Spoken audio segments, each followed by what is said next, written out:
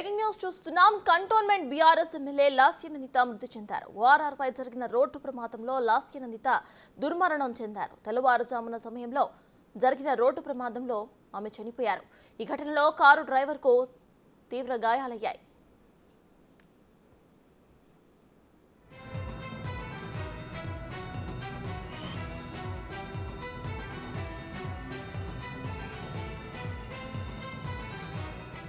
కొన్ని రోజుల క్రితం నల్గొండలో జరిగిన ప్రమాదంలో ఆమె గాయపడి కోలుకున్నారు. ఆ తర్వాత ఇప్పుడు మరోసారి ప్రమాదంలో ఆమె చనిపోవటం అభిమానుల్ని శోకసంద్రంలో నెట్టింది.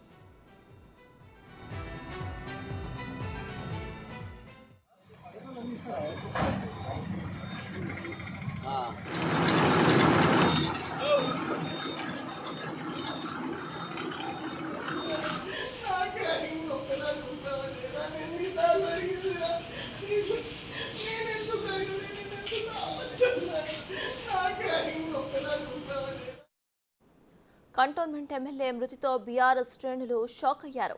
నిన్నటి వరకు తమ మధ్య ఉన్న నేత ఇప్పుడు మృత్యు ఒడికి చేరుకోవడంతో దిగ్భ్రాంతికి గురయ్యారు.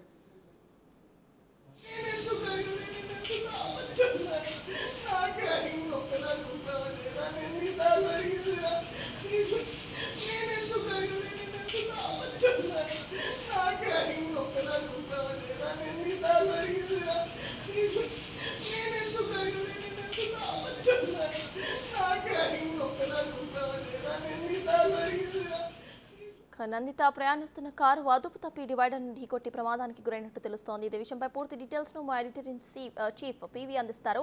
పీవీ, చెప్పండి. ప్రెజెంట్ మనం చూస్తే ఇక్కడ నందిత ప్రయాణిస్తున్న కారు అదుపు తప్పి ప్రమాదానికి గురవ్వటము, ఇక ఆవిడ చనిపోవటం మనం చూస్తున్నాము. సో దీనిపై మీ దగ్గర ఉన్న అప్డేట్స్ ఏంటి? ప్రమాదవశాత్తు జరిగినటువంటి కొద్దిసేపటి క్రితం తెల్లారుజామున జరిగిన ప్రమాదాల్లో తాజాగా ఎన్నికైనటువంటి చిన్న వయస్కురాలైనటువంటి నందిత చనిపోవడం అనేటువంటిది చాలా విషాదకరమైంది. ఎందుకంటే ఆమె తండ్రి కూడా సుదీర్ఘకాలం రాజకీయాల్లో సాయాన్ని ఉన్నాడు. 94 నుంచి దాదాపుగా 2018లో కూడా ఎన్నికయ్యాడు. అనారోగ్య కారణాలతో ఆయన అకాల మరణం, ఎలక్షన్ల ముందు కొద్ది రోజుల ముందే అకాల మరణం పొందాడు. ఆ స్థానాన్ని తన కూతురికి, ఆయన కూతురికి బీఆర్ఎస్ పార్టీ టికెట్ ఇవ్వడం, ఆమె గద్దర్, ప్రజాగాయకుడు గద్దర్ కూతురుపై గెలిచినటువంటి సందర్భం.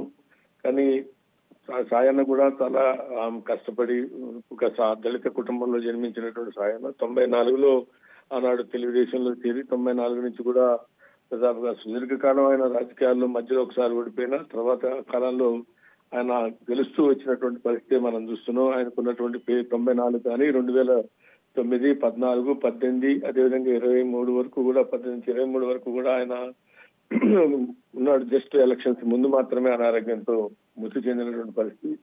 కాబట్టి అంటే సుదీర్ఘకాలం రాజకీయాల్లో ఉన్నటువంటి కుటుంబం నుంచి వచ్చినటువంటి ఒక మహిళ, అందులోనూ చదువుకున్న మహిళ ఇట్లా తెల్లారుజామున అకాల మరణం పొందడం అనేటువంటిది అందరికి కూడా ఒక రకంగా కుటుంబాన్నే కాదు, రాజకీయాల్లో ఉన్నటువంటి వాళ్ళందరూ పార్టీలకు అతీతంగా కూడా అందరూ కూడా కొంత విషాదంలో ఉండిపోయినటువంటి పరిస్థితి కనపడుతుంది. ఎందుకంటే ఒక అవకాశం, రాజకీయాల్లో అవకాశాలు తక్కువ, మహిళలకి అవకాశాలు చాలా తక్కువగా వస్తాయి. కుటుంబం నేపథ్యం ఉండటం, ఆమె కార్పొరేటర్ గా కూడా గతంలో ఉండటం, అన్ని రకాలుగా కూడా ఆమె కూడా రాజకీయాల్లో తండ్రితో పాటు రాజకీయ వారసత్వం తీసుకొని యాక్టివ్ గా పనిచేస్తూ వచ్చింది. చాలా కొద్ది కాలంగా ఆమె ఎమ్మెల్యే కాకముందు నుంచి కూడా రాజకీయాల్లో యాక్టివ్ గా, ఎందుకంటే 2 కుమార్తెలు, ఒక కుమారుడు సాయన్నకి ఉన్నారు. ఈ రకమైనటువంటి కొంత యాక్టివ్ గా, ఎందుకంటే ఇంత కాంగ్రెస్ వేవ్లో కూడా హైదరాబాద్ సీటులో మొత్తం బీఆర్ఎస్ గెలుచుకుంది. పైగా అవతల గద్దరన్న కూతురు ఉన్నప్పటికీ కూడా ఆమె కుటుంబ నేపథ్యం, సాయన్నకు ఉన్నటువంటి మంచి పేరు, ప్రధానంగా సాయన్నకు ఉన్నటువంటి పేరు, సాయన్న అంతిమయాత్రప్పుడు కూడా కొంత వివాదం చోటు చేసుకుంది. ప్రభుత్వం ఆనాడు ఉన్నటువంటి బీఆర్ఎస్ ప్రభుత్వం, కేసీఆర్ సర్కారు ఒక ప్రభుత్వ లాంఛనాలతో నిర్వహించలేదనేటువంటి ఆగ్రహం కూడా ఆనాడు వ్యక్తమైనటువంటి పరిస్థితి. ఎందుకంటే సాయన్నకున్నటువంటి గుర్తింపు కానీ, సాయన్న సౌమ్యుడిగా, వివాద రహితుడిగా, ఆ రకంగా అన్ని రకాలుగా ఆయనకి మంచి గుర్తింపు ఉన్నటువంటి పరిస్థితుల్లో ఆ కుటుంబం నుంచి వచ్చినటువంటి, ఎందుకంటే ఒక దళిత కుటుంబం నుంచి ఎదిగి వచ్చి ఒక మహిళ రాజకీయాల్లో కూడా వచ్చి ఇంతటి ప్రతికూల పరిస్థితుల్లో కూడా గెలిచి కొద్ది కాలమే, జస్ట్ 3 నెలలు కూడా కాకముందే ఈ రకమైనటువంటి ప్రమాదంలో చనిపోవటం అనేటువంటిది అందరినీ కలిసివేసినట్టు అంశంగా అయితే ఉంది. అంటే ఎందుకు జరిగింది, ఎలా జరిగింది ఈ ప్రమాదం, డ్రైవరు తెల్లారుజామున జరిగిందంటే మరి నిద్ర మత్తులో ఉన్నారా, లేకుంటే ఇంకా ఇవన్నీ దర్యాప్తులో తేలాల్సిన అంశం ఉంది. కానీ ఏదైనప్పుడు కూడా అతను పిఏకి కొంత సీరియస్ గా ఉంది, డ్రైవర్ కూడా సీరియస్ గా ఉన్నటువంటి పరిస్థితి. ఈమెకి స్పాట్ లోనే మృతి చెందినటువంటి మన వార్తలు, ఆ వీడియోలు అన్ని కూడా ఇప్పటికే మీడియాలన్నింటిలో కూడా టెలికాస్ట్ అవుతున్నటువంటి పరిస్థితి కనపడుతుంది. ఏదేమైనా ఈ పరిణామం అనేటువంటిది ఇంత విషాదకరమైన వార్తగానే ఉంది. అయితే పివి గతంలో కూడా ఈ డ్రైవర్ వల్లనే ఒకసారి యాక్సిడెంట్ కి గురైనట్టు తెలుస్తోంది. సో దీనిపై ఏమైనా అప్డేట్ ఉందా?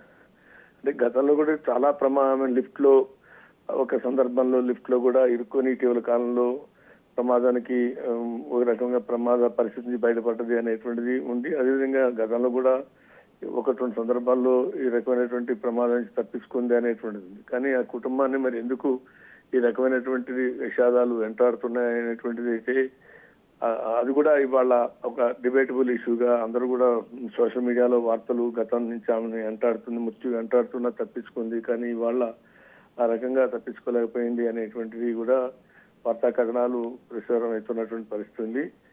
ఏమైనా ఇందాక చెప్పినట్టుగా అంటే విఐపి ప్రయాణం చేసేటువంటి వాహనాన్ని నడిపేటువంటి డ్రైవర్లు కొంత ఎక్స్పీరియన్స్ ఉండాలి. రెండోది ప్రయాణాలు కూడా తెల్లారుజామున అర్ధరాత్రి చేయటం వల్ల ఈ రకమైన విఐపి మూవ్మెంట్ లో, ఎందుకంటే నిద్ర అనేటువంటిది ఉంది. విఐపీలు ఎందుకంటే ప్రజలు ఎన్నుకున్నటువంటి ప్రజాప్రతినిధులు, అందులో ఎదిగి కష్టపడి పైకి వచ్చినటువంటి ఒక దళిత సామాజిక కుటుంబం నుంచి, పేద కుటుంబం నుంచి ఎదిగి వచ్చినటువంటి వాళ్ళు ఈ రకంగా తమ నిండు జీవితాన్ని ఆ కాలంలో ముగిసేలా ఇట్లాంటి ప్రమాదానికి గురై చనిపోవటం అనేటువంటిది అందరి కుటుంబాలకే కాదు, రాజకీయాల్లో ఉన్న వాళ్ళకి కానీ రాష్ట్రాల్లో కూడా ఇటువంటి రాజకీయాల్లో ఎదిగేటువంటి వాళ్ళు ఆ రకమైనటువంటి మరణం పొందటం అనేటువంటిది కొంత ఎవరు జీర్ణించుకోలేని పరిస్థితి కనబడుతుంది.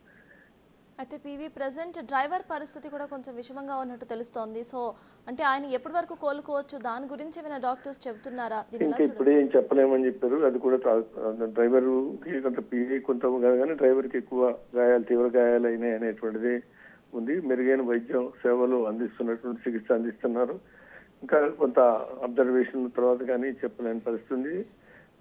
ఎందుకంటే ప్రమాదం జరిగిన తీరు చూస్తే మనకు ఆ దృశ్యాలు, ఫోటోలు మీడియాలో వస్తున్నాయి. ఆ దృశ్యాలు చూస్తే కనుక రైలింగ్ ఢీకొని కారు మధ్య భాగం దాకా కూడా పూర్తిగా దెబ్బతిన్నటువంటి పరిస్థితి ఉంది. కాబట్టి ఆ ఎయిర్ బ్యాగ్స్ ఉన్నాయా, ఎయిర్ బ్యాగ్స్ ఓపెన్ అయినాయా అనేటువంటిది ఏమైనప్పటికీ కూడా, ఎందుకంటే ఎయిర్ బ్యాగ్స్ ఉన్నా కొంతవరకు రక్షణ కల్పిస్తాయి, కానీ ఎయిర్ బ్యాగ్స్ పూర్తిగా రక్షణ అంత ఆ స్థాయిలో ప్రమాదం జరిగినప్పుడు ఎయిర్ బ్యాగ్స్ కూడా లోపల ఉన్నటువంటి వాళ్ళు రక్షించలేని పరిస్థితి ఉంటుంది. ప్రమాదం చాలా తీవ్ర స్థాయిలో మరి ఎంత స్పీడ్ లో ఉన్నారు, ఎందుకు జరిగింది, ఏమైనా అడ్డొస్తే జరిగిందా లేకుంటే ఎట్లా జరిగింది అనేది ఇంకా దర్యాప్తులు తేలాల్సింది. కానీ జరిగిన తీరు మాత్రం చూస్తే, ఆ దృశ్యాలు చూస్తే మాత్రం ఎయిర్ బ్యాగ్స్ ఉన్నా, సేఫ్టీ ఎంత ఉన్నప్పుడు కూడా ప్రమాదం నుంచి తప్పించుకోవడం అంత ఈజీ కాదన్నట్టుగా దృశ్యాలు అయితే కనపడుతున్నాయి. కాబట్టి డ్రైవర్ కోలుకోవాలని కోరుకున్నాం, కానీ ఇంకా డాక్టర్లు ఇప్పుడే ఏం చెప్పలేని పరిస్థితి అయితే కనపడుతుంది.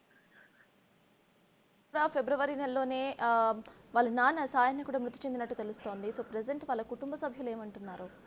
కుటుంబ సభ్యులు ఇందాక అన్నట్టుగా, ఎందుకంటే అది ఎవరు వర్ణాతీత విషాదం, ఎవరు కూడా వాళ్ళని వాదార్చడం అనేది కొంత కష్టంతో కూడుకుంది. ఎందుకంటే ఇద్దరు ఆడపిల్లలు, ఒక కొడుకు ఉన్నాడు సాయన్నకి. సాయన్న కూడా రాజకీయాల్లో 93 దాకా చెప్పినట్టుగా సుదీర్ఘకాలం రాజకీయాల్లో ఉన్నాడు. శాసనసభ్యుడిగా ఆయనకున్న మంచి పేరు, గుర్తింపు, ఆయనకున్నటువంటి సౌమ్యుడు, ఈ రకమైన అన్నిటితో ఆ కుటుంబానికి కూడా ఆ రకమైనటువంటి గుర్తింపుతోనే ప్రజలు ఆదరించారు.